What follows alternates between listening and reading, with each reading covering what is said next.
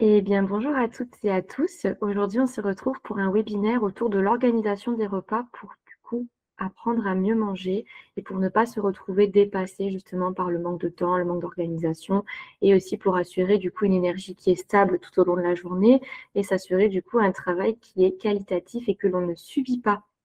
Première question pour vous, si ça veut bien dérouler. Hop là, pensez-vous que l'organisation vous permettra de manger plus équilibré au quotidien? Vous laisse quelques petites secondes pour y réfléchir et pour ne pas hésiter à mettre oui ou non dans le chat, du coup. Eh bien, la réponse, du coup, ça dépend du coup de pas mal de choses, mais en général, c'est oui. En général, l'organisation nous permet de manger plus équilibré parce que ça permet de diversifier les aliments que l'on a dans son assiette, que l'on a aux différents repas. Ça permet de faire preuve aussi de créativité et d'expérimentation. Voilà, c'est pas parce que on mange différent tous les midis ou qu'on teste des nouvelles choses qu'on est obligé de passer 3 heures en cuisine, etc. On peut très bien manger bien sans pour autant que ce ne soit trop compliqué. Donc, quand on parle de créativité, d'expérimentation, on ne vous demande pas quelque chose de 3 étoiles, mais ça permet aussi du coup de s'assurer une alimentation du coup qui est plus équilibrée et surtout de gagner du temps pendant les courses. Là, maintenant, la question qu'on peut se poser, c'est comment est-ce qu'on s'organise concrètement au quotidien pour manger plus équilibré et ce, plus souvent. L'idéal, en fait, quand on dit plus souvent, ce serait qu'on soit sur une répartition à peu près 70-30. Vous voyez, 70% du temps, on essaie de se rapprocher de quelque chose qui est le plus équilibré possible, sans pour autant rentrer dans les injonctions, dans la privation, quoi que ce soit, hein, pas du tout. Manger équilibré, ça ne veut pas dire ça. Et 30% du temps où, OK, ben, là, on a eu un manque de temps, on a eu une organisation qui a été bancale, ben, ce n'est pas bien grave, on essaie de s'arranger comme on peut. Mais il y a des astuces pour ça, pour éviter justement de se retrouver dans ce 30% du temps qui est totalement à l'inverse de ce qu'on fait 70% le reste. OK, on va en parler tout à l'heure, ça, pour le coup. Donc, comment est-ce qu'on fait pour s'organiser concrètement? On peut éventuellement, en première option, utiliser ce qu'on appelle un plan alimentaire. Ce plan alimentaire, ça va nous permettre justement d'avoir une sorte, en fait, c'est une sorte de calendrier où on se dit, OK, ben, lundi, j'ai ça, mardi, j'ai ça, mercredi, j'ai ça, en essayant de respecter du coup les recommandations autour de l'alimentation équilibrée. Si on fait un petit rappel, tout de même, parce que ça reste important, l'alimentation équilibrée, ça va être quoi? Ça va être de faire en sorte d'avoir de tout, si possible, le plus souvent possible. Comme je vous ai dit tout à l'heure, 70% du temps. Le tout, ça veut dire quoi? Ça veut dire avoir une source de féculents, une source de glucides complexes, avoir une source de protéines, animales ou végétales, avoir une source de fibres, les légumes, les fruits ou bien les céréales complètes pour le coup, et aussi de la matière grasse dans son repas. Si on prend l'exemple là du jour 1, on a les protéines avec la volaille, on a les glucides complexes avec les féculents, on a les fibres avec les légumes et les fruits, et on a aussi un petit peu de matière grasse avec ce qu'on va venir ajouter par exemple pour la cuisson, avec le pourcentage de matière grasse dans le laitage qui aura été consommé. OK? Quand on dit laitage, on va davantage recommander tout ce qui est yaourt, nature, fromage blanc, petit suisse, petit fromage frais, plutôt que tout ce qui va être crème dessert. Vous savez, par exemple, les crèmes, la laitière, toutes ces choses-là. Là, pour le coup, on n'est pas forcément sur un laitage. On est plus sur une crème dessert dont on va essayer de limiter la consommation et qu'on va essayer d'espacer en fonction des jours. D'accord? Donc, en utilisant un plan alimentaire, en fait, il vous sera plus facile de respecter ces recommandations-là et d'éviter, ça vous évitera aussi de réfléchir trop pour le coup. Parce que voilà, on peut comprendre aussi que lorsque l'on travaille tous les jours, qu'on a les responsabilités familiales, qu'on a notre sport à côté, etc., les sorties, on peut penser aussi que c'est pas forcément évident pour tout le monde de s'organiser correctement. Donc, plus vous ferez ça, plus ça sera facile, ce sera fluide. Évidemment, au début, ça peut demander une certaine organisation. Si on repart sur quelque chose d'un petit peu plus imagé pour vous au niveau des recommandations à avoir en tête pour créer ce plan alimentaire, là, ce sera peut-être plus visuel pour vous. On a dit au niveau des fréquences idéales. Enfin, on ne l'a pas dit, mais on va le dire. Tout ce qui va être protéines animales, les viandes, les poissons, les œufs, les volailles, on essaie, si possible, d'avoir des protéines à tous les repas, mais pas forcément juste des protéines animales. On peut se diriger vers des protéines végétales. Protéines végétales, je ne sais pas trop si ça vous parle, mais ça va être notamment tout ce qui va être les légumineuses, pour le coup. Légumineuses, comme vous le voyez dans la catégorie du milieu, les féculents, les tubercules, céréales légumineuses, si possible, ce serait bien d'en avoir 2 portions par semaine minimum. Ce sont les recommandations. Si on peut en avoir un peu plus, c'est intéressant. Les légumineuses, elles vont venir se coupler aux féculents, aux céréales, par exemple, à du riz, à des pâtes, etc., pour retrouver ce profil complet en acides aminés. Les acides aminés étant, du coup, les petites molécules que l'on retrouve, du coup, dans les protéines. C'est ce qui va les constituer, en fait, ces protéines. Donc, si on associe légumineuses et céréales avec les légumes, etc. à côté, on va retrouver du coup un profil complet en protéines, comme ce que l'on pourrait retrouver dans les viandes, dans les poissons et dans les œufs. OK? Donc, ça permet de diversifier aussi un petit peu. Et là, par exemple, pour les viandes, on va retrouver 1 à 4 portions de viande par semaine et si possible aussi pour le poisson maigre, donc tout ce qui va être cabillaud, colin, un poisson maigre par semaine. Si on peut se diriger vers 2, c'est mieux. Et un poisson gras aussi par semaine.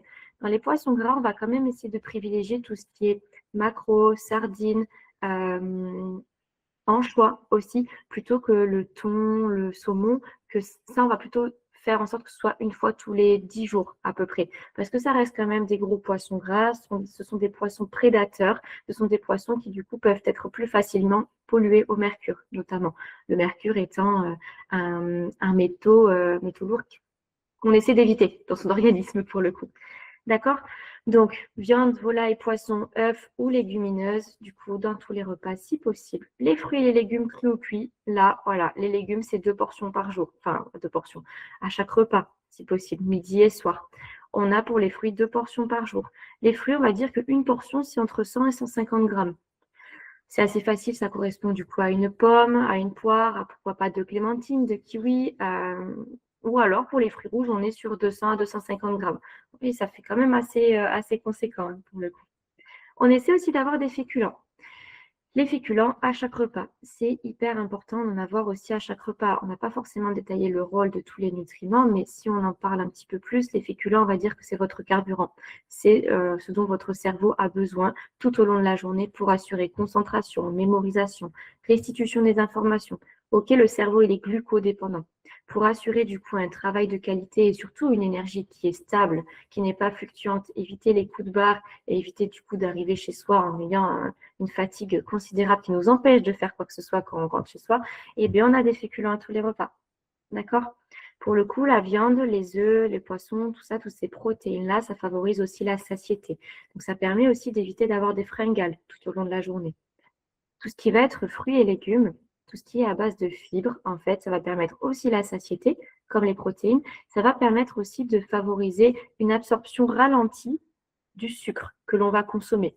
Donc, vous voyez tout ce qui va être les petits bonbons, les gâteaux industriels, tout ça. C'est pas forcément à bannir de votre alimentation. Par contre, si vous le consommez, déjà de façon occasionnelle si possible, c'est aussi justement dans le cadre d'un repas qui contient du coup tous ces autres nutriments-là. D'accord? Comme ça va permettre de limiter l'impact sur la glycémie, donc sur le taux de sucre dans le sang, et d'éviter tout ce qui est fluctuation de l'énergie. C'est important. OK? Voilà. On garde à l'esprit qu'en fait, cette alimentation-là, ces recommandations-là, c'est vraiment l'alimentation santé. C'est pour vous sentir bien au quotidien, dans vos baskets, dans votre corps, dans votre cerveau, au niveau psychologique et au niveau physique. Il n'est pas qu'une question justement de poids, etc. C'est vraiment pour vous sentir bien et que ce soit qualitatif au quotidien. Produits laitiers, si possible, on essaie d'en viser 2 par jour. Ok, les produits laitiers, du coup, c'est les laitages, comme vous disiez tout à l'heure, dans produits laitiers, on va plus compter justement tout ce qui est yaourt, fromage blanc, etc., plutôt que les crèmes dessert, qui sont un petit peu moins intéressantes, beaucoup plus sucrées et beaucoup moins rassasiantes. D'accord? Donc, on peut partir sur un laitage, par exemple, le midi ou le soir, et un fromage le midi ou le soir, ou même au petit déjeuner. Ça, vous faites la répartition comme vous voulez. Il n'y a pas de timing, on va dire, dans la journée où ça vaut mieux qu'un autre. Par contre, si on peut essayer d'éviter d'additionner les deux au même repas, c'est quand même plus intéressant. La matière grasse, pareil, elle est hyper importante pour le système cognitif. Notre cerveau est aussi composé de gras. Et pour tout ce qui va être transmission des messages nerveux, concentration, etc., notre cerveau a besoin d'être huilé, sans mauvais jeu de mots pour le coup. Il a besoin de ce gras aussi pour assurer des fonctions cognitives fonctionnelles, en fait, tout simplement. On essaie d'en avoir 1 à 2 portions par repas. Une portion, c'est quoi? On va dire que pour l'huile, par exemple, que vous allez ajouter, je ne sais pas, pour la cuisson, pour l'assaisonnement, ça va être 1 cuillère à soupe par personne par repas. Pour le beurre, par exemple, on va essayer d'éviter de faire cuire, on va plutôt consommer cru, par exemple sur une tartine, pourquoi pas, c'est 10 grammes. D'accord, et les oléagineux, là, ce que vous voyez au milieu, du coup, dans la case jaune, ce sont des amandes qui sont illustrées. Les oléagineux, c'est tout ce qui est noix, noisettes, noix de cajou, noix de pécan, noix du Brésil, amandes, toutes ces choses-là. On essaie d'en consommer entre 15 et 20 grammes par jour. C'est très intéressant, ça contient du bon gras et c'est intéressant pour l'organisme. Après avoir fait, du coup, ce plan alimentaire que vous avez fait en première étape, l'idéal, c'est ensuite, du coup, de transformer ce plan alimentaire en plan de menu. D'accord? Donc, on se rappelle, voilà, cette notion de protéines, de féculents, de fibres, de dessert aussi, hein, pour le coup. On essaie de se dire, d'accord, ben, qu'est-ce que je me vois de cuisiner dans mon organisation au quotidien? Là, par exemple, vous voyez, je ne sais pas, un jour 4, vous avez l'exemple de la pizza saladière. La pizza saladière, très, très intéressant. Voilà, c'est complet. Il y a des petits poissons gras. Il y a une mâche qui accompagne, une petite vinaigrette, comté, poire. Voilà, mais la question, c'est est-ce que vous voyez, vous, de préparer une pizza saladière? Oui, très bien, ok. Ça s'inscrira facilement dans mon quotidien. Non, bah, le pad thai, par exemple, jour 1, c'est trop compliqué pour moi. Mais voilà, j'essaie de faire quelque chose qui peut éventuellement se rapprocher, ou pas, hein, partir sur autre chose, mais que je me vois de faire. L'objectif n'est pas de passer de rien à tout du jour au lendemain. Si, par exemple, dans un premier temps, vous faites un plan alimentaire sur 2 jours et que vous faites ça et que vous arrivez à le tenir sur 2 jours, bah, trop bien. Mais si vous le faites sur la semaine et que ça vous paraît une montagne infranchissable, bah, ça ne vaut pas le coup que de commencer aussi gros. D'accord? Je le dis souvent en consultation, c'est hyper important de fonctionner par étapes. Et si pour le coup, une étape, c'est faire un jour et puis ensuite les 2 semaines qui suivent, 2 jours, 3 semaines qui suivent, 4 jours, ben, c'est super en fait. C'est déjà beaucoup mieux que rien. D'accord? Donc là, si on détaille un petit peu, l'objectif, voilà, comme je vous disais, c'est de ne pas faire des menus super sophistiqués, mais si possible, essayer de faire preuve de créativité. Il y a pas mal de choses qui peuvent vous aider au quotidien pour trouver l'inspiration. Toutes ces applications, c'est facile maintenant. Nous sommes tout le temps sur nos téléphones, sur nos ordinateurs. On a pas mal de solutions qui peuvent du coup s'offrir à nous. Vous avez l'application Joe, par exemple, que j'affectionne tout particulièrement parce que c'est une application sur laquelle vous pouvez du coup établir directement une liste de courses en fonction des différentes recettes et repas qui vous sont proposés. En général, sur ce genre d'application, il vous est possible de spécifier, pardon, par exemple, s'il y a certaines restrictions alimentaires. Je ne sais pas, par exemple, je ne souhaite pas manger de viande. Par exemple, je suis allergique à telle chose. Et bien, ça vous permet justement d'évincer hein, ces aliments-là que vous ne pouvez pas consommer ou ne souhaitez pas consommer par conviction, et du coup d'avoir des recettes qui sont adaptées à votre profil. Il me semble aussi que sur certaines de ces recettes, vous pouvez dire « Ah ben, nous sommes tant de personnes à table ». Comme ça, au moins, ça vous permet d'avoir quelque chose de précis avec des listes de courses préétablies et ça vous facilite la vie. Easy Menu Planner aussi, c'est quelque chose qui est très, très pratique. Donc, n'hésitez pas à garder cette slide en tête, à vous noter là sur un papier, sur votre téléphone, ces différents sites et à aller naviguer dessus. Comme ça, vous vous dites, OK, ben celui-là, c'est celui qui correspond le mieux à ma façon de faire, c'est plus intuitif, l'interface me plaît davantage et c'est pratique. OK? Donc, si vous manquez d'inspiration, si vous en avez marre, pardon, de manger tout le temps la même chose, pensez à ces applications-là. D'accord? Quelque chose qu'il est intéressant aussi de savoir pour équilibrer vos assiettes, c'est qu'il est intéressant et important de respecter les recommandations dont je vous ai parlé tout à l'heure. Vous les retrouverez du coup dans ce, toutes ces slides-là, dans ce PDF-là, pardon, je vais y arriver. Première intention, on essaie de respecter les recommandations en matière grasse. Okay. Les recommandations en matière grasse, comme je vous disais tout à l'heure, c'est une cuillère à soupe d'huile par personne par repas, par exemple, 10 grammes de beurre par personne par repas. Si vous faites un repas dans lequel vous allez cumuler, par exemple, de l'huile pour assaisonner, pour cuire, à une quantité importante d'oléagineux que vous allez concasser, par exemple, dans votre repas, plus, pourquoi pas, du fromage en dessert et éventuellement, je ne sais pas, de l'avocat, tout ça, ça reste du coup un apport en matière grasse qui est un peu trop important. Voilà, après, le but n'est pas forcément d'équilibrer sur chaque repas, mais plus de dézoomer, de voir ça sur la journée, sur la semaine, mais essayons de rester du coup dans cette même dynamique-là pour que ce soit plus fluide au fur et à mesure. Pour ce qui va être des sucres, si on peut essayer de diminuer, de remplacer les quantités de sucre aussi, c'est intéressant. Pourquoi pas essayer de diminuer dans les sucres ajoutés notamment. Ou si par exemple, je ne sais pas, je dis une bêtise, au repas, vous avez un fruit qui contient quand même du sucre, on essaie d'éviter de sucrer son fromage blanc à côté. Vous voyez, dans le dessert, quand on fait du coup un fromage blanc plus un fruit, et bien pourquoi pas mettre le fruit dans le fromage blanc si on aime ça. Ça fonctionne très bien. Là, en ce moment, la poire dans le fromage blanc, ça fonctionne très, très bien.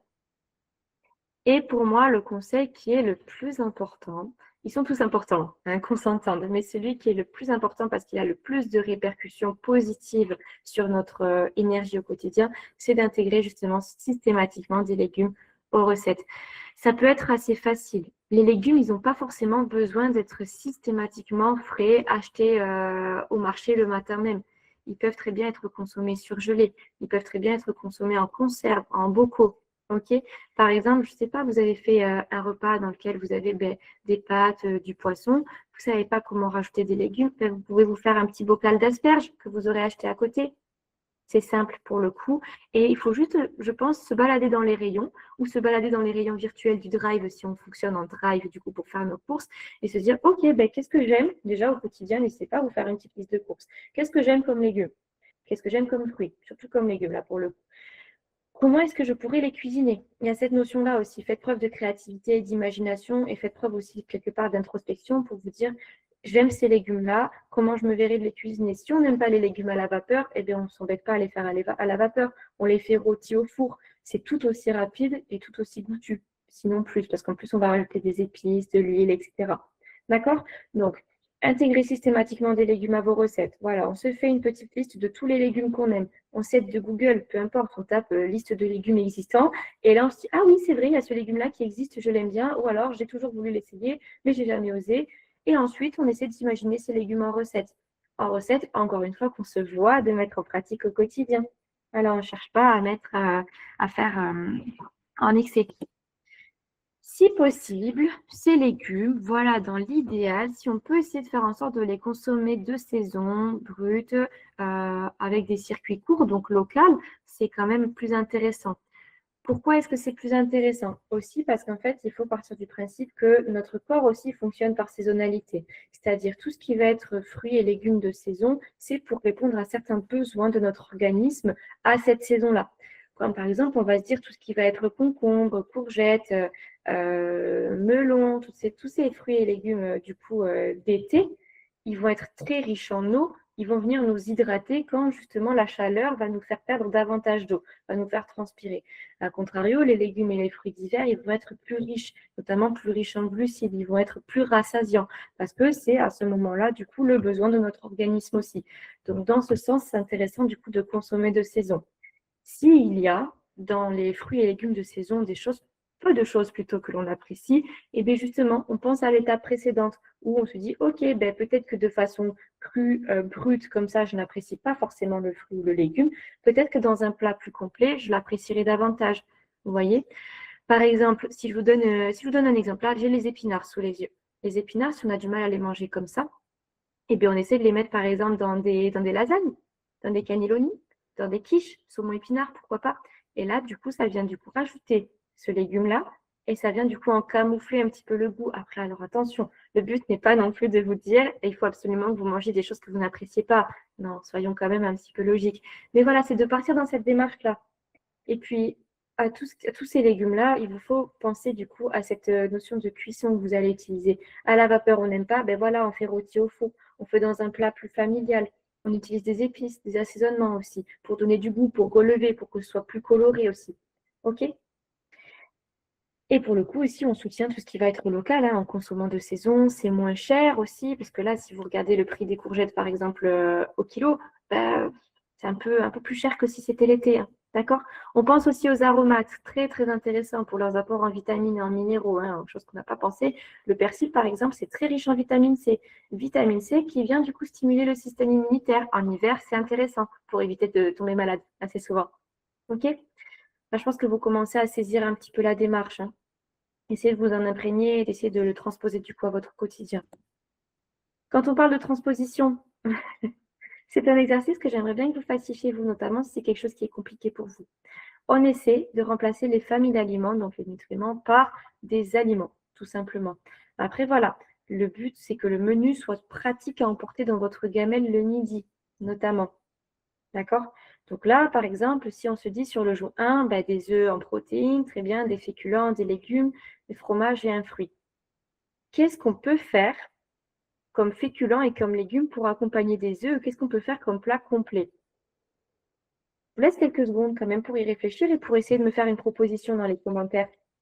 dans le chat plutôt que dans les commentaires. Soyez pas timide, hein, je vous en prie, allez-y, lancez-vous. Ok, des épinards, très bien. Et qu'est-ce qu'on met comme féculent du coup? Très bien, une tortilla avec des légumes, c'est une très très bonne idée ça pour le coup. Très très bonne idée.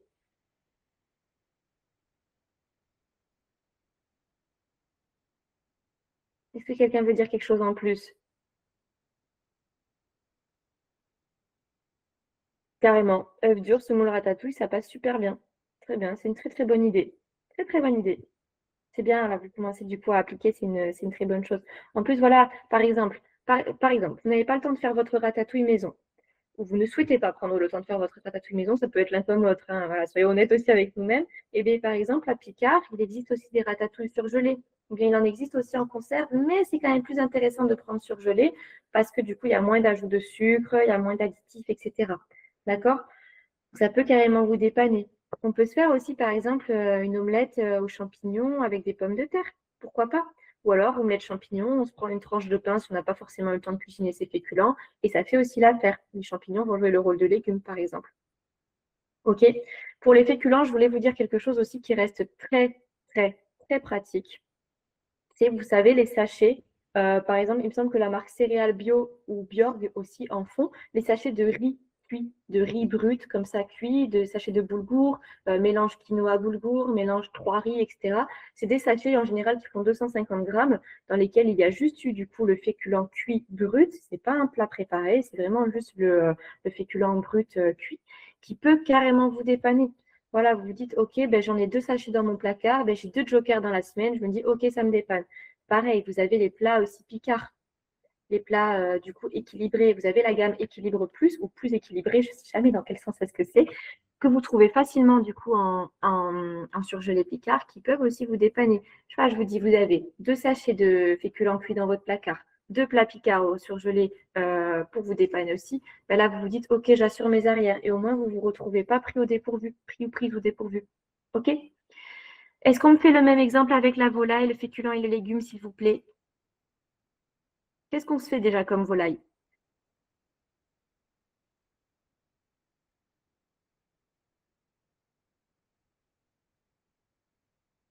Voilà, OK. Poulet, dinde, blanc de poulet. On met quoi avec le poulet, le blanc de dinde? Qu'est-ce qu'on aime bien manger avec ça? Carrément, purée de carottes pommes de terre, c'est une très bonne idée. Caille, riz, chou-fleur, très très bonne idée aussi. Par exemple, le chou-fleur, c'est quelque chose qui se fait très facilement rôti au four. Vous faites un chou-fleur rôti que vous coupez vraiment en morceaux de façon grossière au four, vous le laissez tranquille, vous faites autre chose de votre vie en attendant, ça passe très très bien. Pour le coup, c'est une chose qui est très facile à faire. La purée de carottes et de pommes de terre, c'est une très bonne idée. Juste, gardons à l'esprit, c'est un petit détail que je tiens à vous apporter aujourd'hui. Gardons à l'esprit que plus un aliment va être réduit en bouillie, en purée, moins il va être satiétogène. OK? Est-ce que vous voyez ce que je veux dire? Boulgour, champignon, très bonne idée, ça va très bien avec la volaille.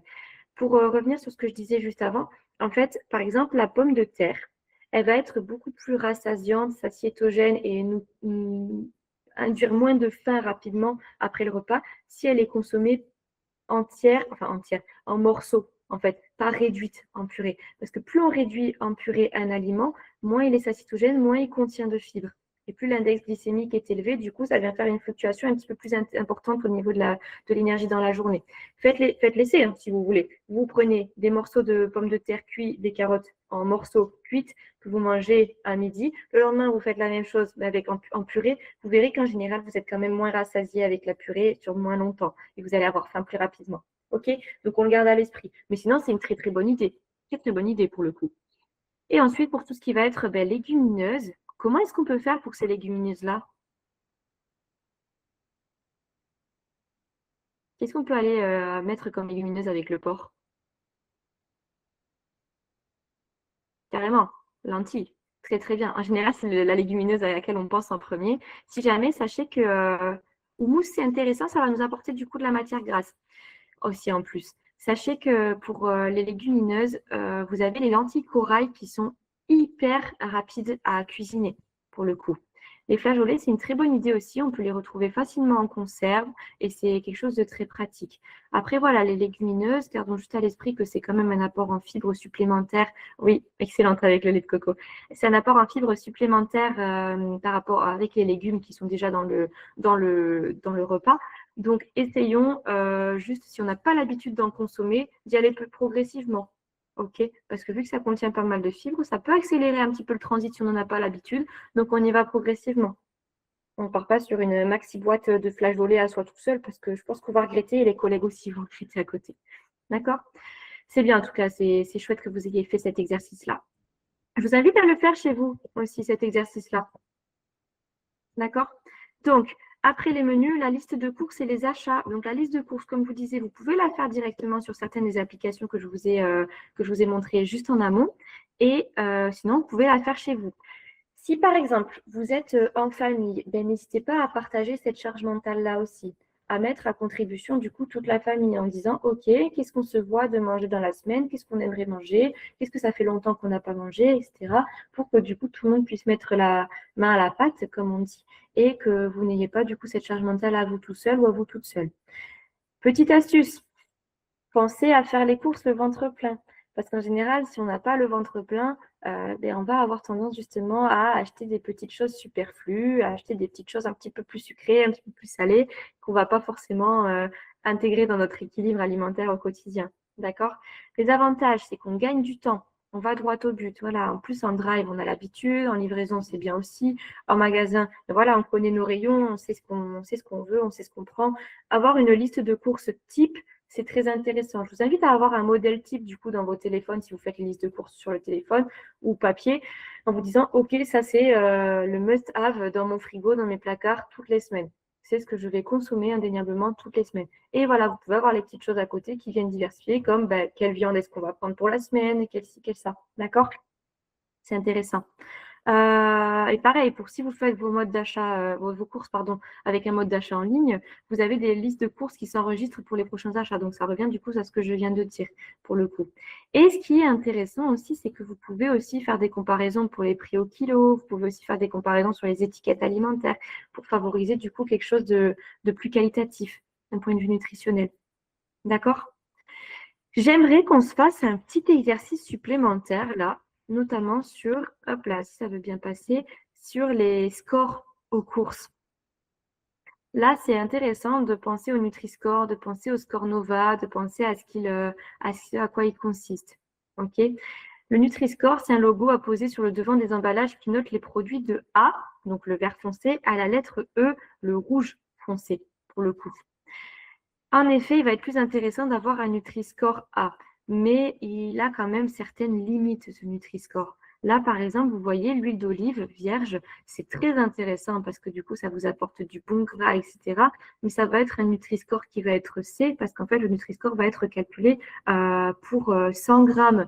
Donc, c'est vrai que pour 100 grammes, pour le coup, l'huile d'olive, c'est très gras. Donc, c'est vrai qu'on va pas, mais il faut partir du principe qu'on va jamais en consommer 100 grammes, en fait.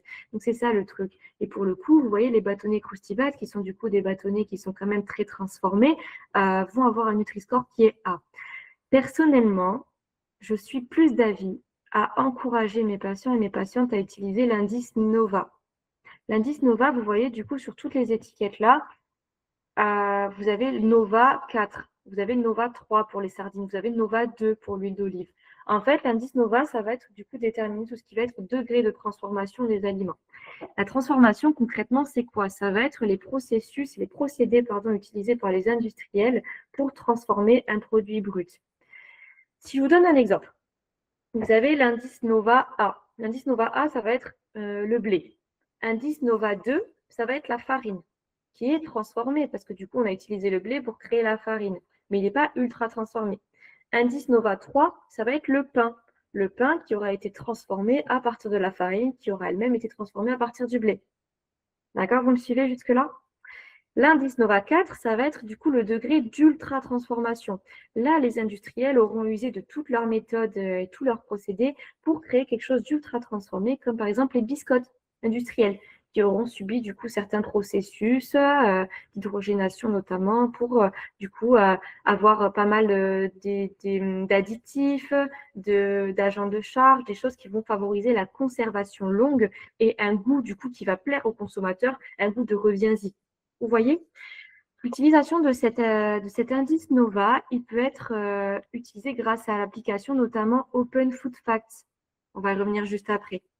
Donc là, si vous regardez un petit peu tous ces aliments-là, on voit par exemple que l'huile d'olive, ben, c'est un indice NOVA 2 parce que du coup, c'est la deuxième étape après la cueillette de l'olive en elle-même. Vous voyez ce que je veux dire? À contrario, par exemple, le Coca-Cola zéro, ben, il est noté Nutri-Score B parce que du coup, il y a 0 sucre dedans. Donc, pour le coup, il y a moins de sucre que dans du Coca normal, ce qui paraît plutôt logique. Mais par contre, il est ultra transformé parce qu'il y a beaucoup d'édulcorants dedans.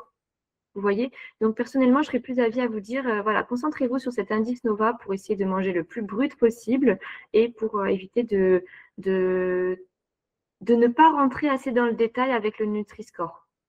C'est pareil, par exemple, les céréales du petit déjeuner, le nom est aberrant parce que voilà, si on peut ne pas manger ça au petit déjeuner, c'est quand même mieux. Choc-à-pic, les choc-à-pic qui sont Nutri-Score B, il me semble. Prenez vos flocons d'avoine, c'est quand même plus intéressant. Ok?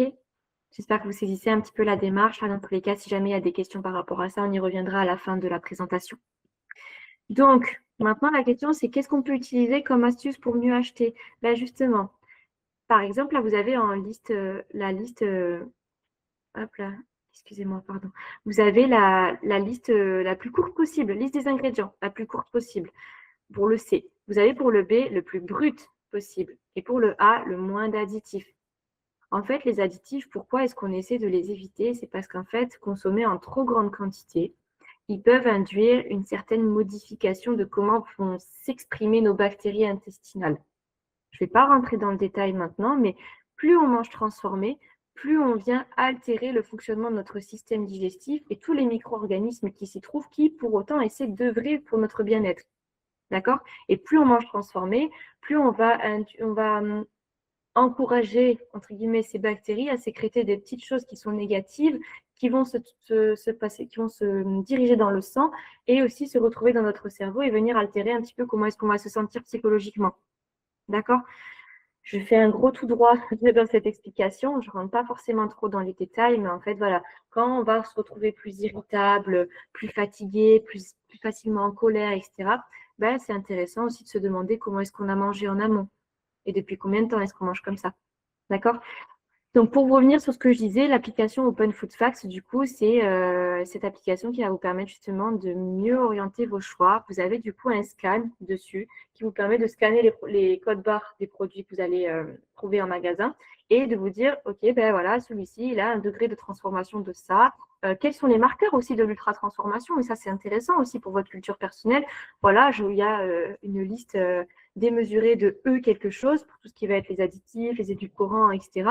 Et c'est intéressant de le savoir, en fait. Ça fait une consommation qui est plus raisonnée et plus raisonnable aussi au final, parce qu'on se rend compte que tous ces aliments ultra transformés aussi ben, vont conditionner comment est-ce qu'on va se sentir au quotidien. Et du coup, ben, voilà, nous, on cherche du coup à optimiser la santé.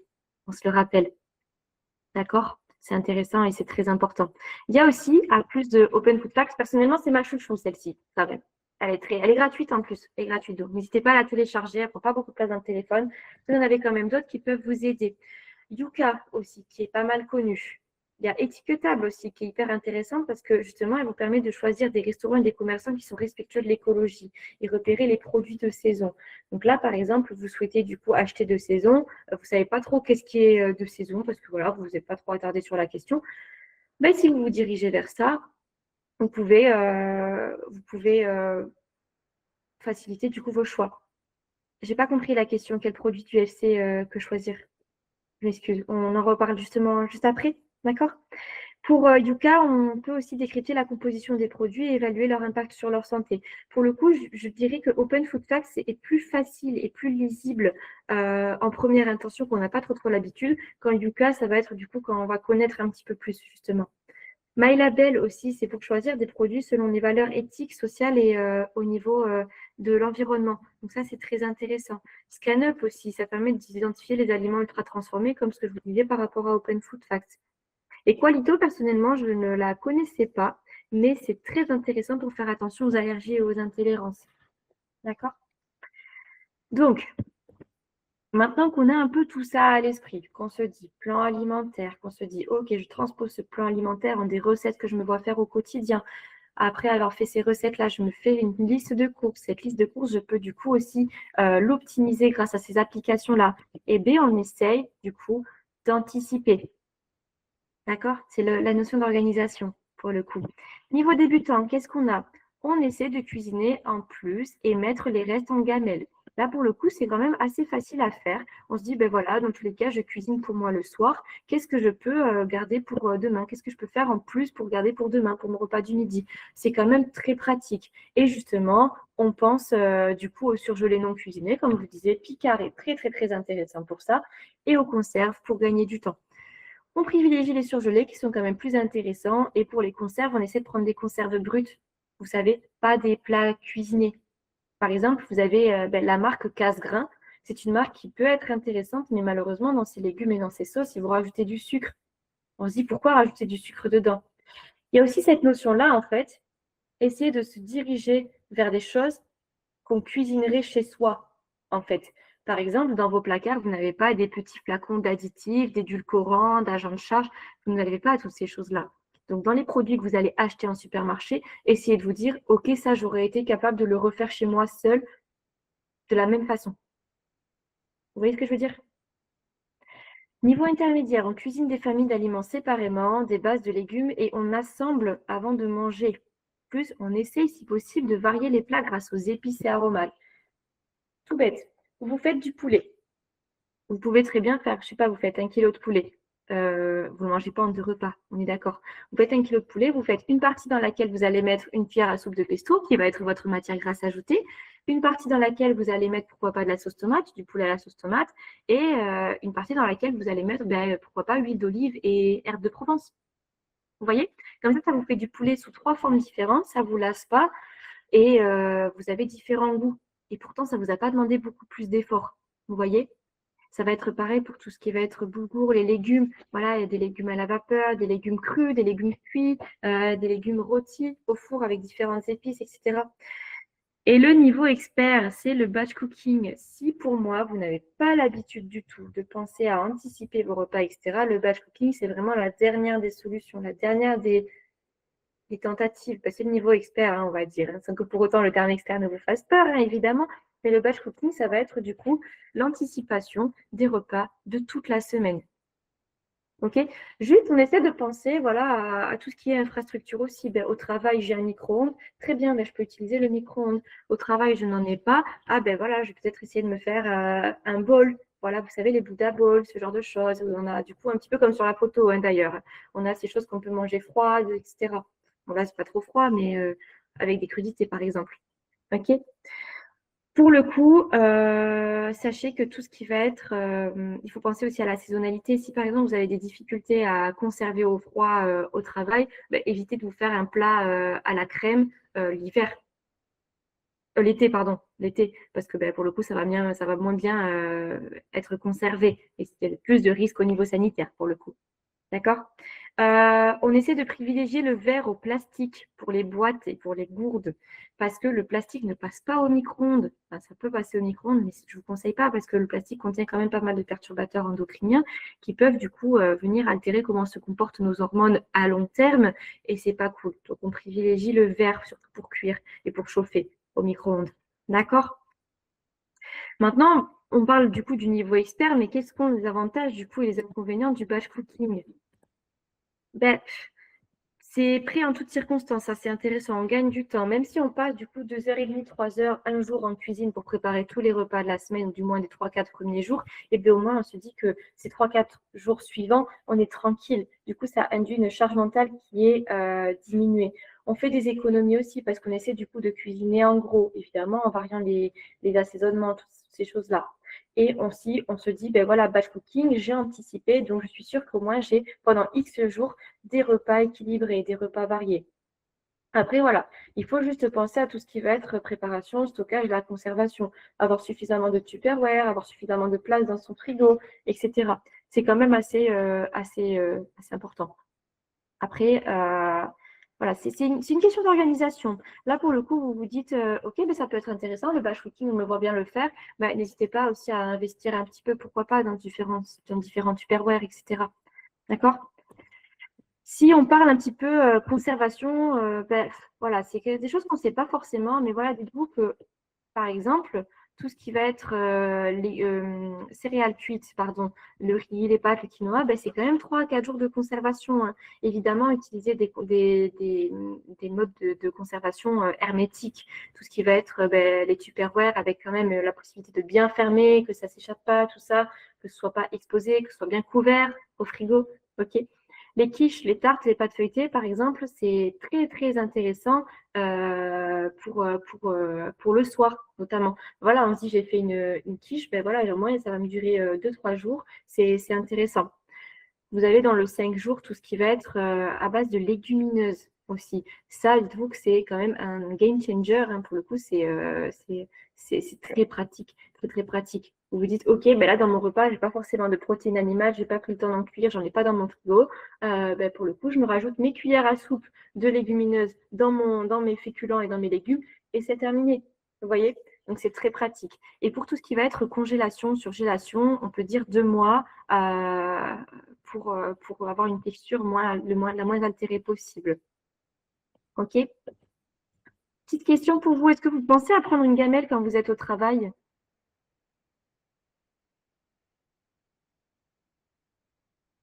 OK, oui, oui, oui, très bien. Là, maintenant, vous aurez plusieurs petites astuces pour essayer d'optimiser la composition de votre gamelle. C'est bien, c'est un très, très beau réflexe, hein, pour le coup. Il vaut mieux, du coup, prendre ce temps-là et que d'aller acheter au Carrefour Express la salade Sodebo qui va absolument pas nous nourrir et qui contient que de l'air, quoi. Après, le coup de barre, après, en fin de journée, merci, quoi. Donc, là, ce que je vous disais tout à l'heure, ben, je peux réchauffer. On essaie du coup de favoriser une gamelle chauffante ou justement un contenant en verre. Pour le coup, ce sera quand même plus pratique. Et je ne peux pas réchauffer, ben, on essaie de penser à tout ce qui est des salades de légumes, des féculents, des wraps. Les wraps, c'est hyper pratique. Même le soir, hein, vous faites votre petit assemblage de wraps, très très pratique pour le coup. Et les Buddha Bowls dont je vous parlais tout à l'heure. D'accord? Donc là, c'est vraiment une question de réussir à transposer tout ce qu'on vient de voir du coup dans votre quotidien à vous, avec vos contraintes, vos obligations, les inconvénients, et aussi se dire, OK, ben en fait, c'est une question de priorité aussi. Et oui, la gamelle chauffante, c'est vraiment top pour l'hiver. Très, très pratique. Ou sinon, ce que vous faites, voilà, vous réchauffez bien votre plat avant de partir le matin et vous mettez dans un sac isotherme aussi. C'est très pratique, ça, pour le coup. OK? Maintenant, j'aimerais qu'on reparte un petit peu chacun avec un objectif atteignable, adapté à votre quotidien. Voilà, mais moi, pour le coup, par exemple, mon objectif, ça peut être congeler les surplus qui peuvent l'être pour les avoir à disposition si jamais. Admettons, j'ai fait un plat de lasagne. J'ai fait un plat de lasagne, je n'ai pas tout mangé et sinon, je ne me vois pas en manger pour la 4e fois d'affilée. La part qui me reste, je peux la congeler comme ça. Un jour où je n'ai pas forcément pris le temps j'ai cette part de lasagne qui peut me dépanner avec une petite salade de crudités à côté et c'est terminé. Vous voyez? Cuisiner plus pour avoir plus de reste, et c'est pour le coup éventuellement la première des étapes quand on n'a pas pris l'habitude justement de mettre tout ça en place. Ou tout simplement faire sa liste des courses. OK?